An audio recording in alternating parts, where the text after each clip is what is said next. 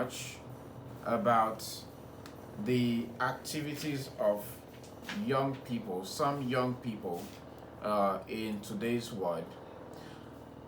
If you happen to meet certain individuals, you consider it a privilege because that's more like a springboard to help you get certain opportunities and connections that you may have been praying for. And using that as a preamble, let's talk about fast money syndrome and how it is destroying the brains of many Nigerian youth. Fast money syndrome. You know, a lot of young people, they just want to quickly get a hold of the money and then they blow it into the air because they did not work for it and they don't understand how the money can be sustained or grown.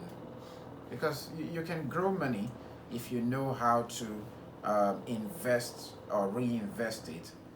But in situations where the monies that you get, they are not from the right sources or they are gotten through crooked means, you definitely put it to waste. And sometimes it makes me wonder how a young person can gain access to a circle of people. Some of these people might be established, connected, and influential. And the only thing that would come to the head of such person is not an opportunity to learn, network, or grow, but to exploit and maybe steal from them. You may be listening to this program this morning and you might have encountered a situation that will make you to block certain part of your calculations and mindset to anything that has to do with a young person. And to that extent, you hear things like, I would not accommodate any young person in my space. I would not help them. I would not even allow them to mingle in my circles because they are not as open-minded as I am or we are in our days. That's the thinking of some elderly and way advanced people today, because the younger generation, some of the younger generation have made them believe that wherever you find younger persons who are within the age bracket of 20 and their early 30s, the only thing that can come to their mind is how to steal and rob you of your possessions. Maybe not at gunpoint, but maybe through other crooked means, deception and others. And one thing is quite, evident in our community today, even in River State, as yesterday was Sunday, I did see a lot and I would just smile. That thing that is very clear is the fact that young people who are growing up in today's environment often notice that success is, measured by speed. That's what they see. But in the ideal sense, success is supposed to be talking about substance, what you have built, how much your character can stand the test of the time. And so the pressure to actually make it fast has, become more depressing than the patience required to build. And in that rush, some very young people, they've lost sight of anything that has to do with consequences. They don't care about ethics. And if you tell them about long-term thinking, they don't want to hear about it. They tell you, you live in the moment, you live now. You don't know if you have tomorrow. And so they do things just anyhow. You have encountered these people.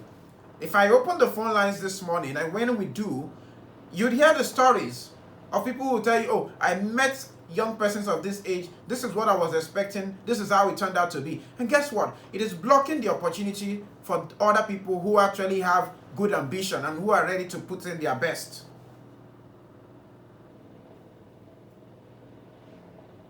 It's quite unfair that when it comes to the turn of people who are supposed to benefit and contribute positively to certain relationship, because the people who ought to give them at that extent or at that point have witnessed some negativity from the outside, they would not want to budge. They would not even want to listen.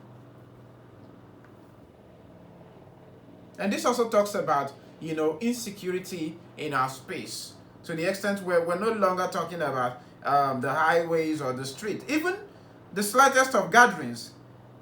I've had cases where phones, very expensive phones, were stolen from churches and worship centers. So recently, a popular Nigerian comedian, Oke Bakassi, did raise concern, and he cried out to Nigerians about the fact that a young man stole 8 mobile phones during a football gathering in Ikoyi. He had explained that the suspect actually joined them to play football and later disappeared, only for them to discover that the phones had gone missing. And none of the individuals there could actually account for the person. They never knew him. But because football was a way of, uniting people, they allowed him into their circle, believing that he is actually someone who has good intention and they can associate with him. But you see the reverse.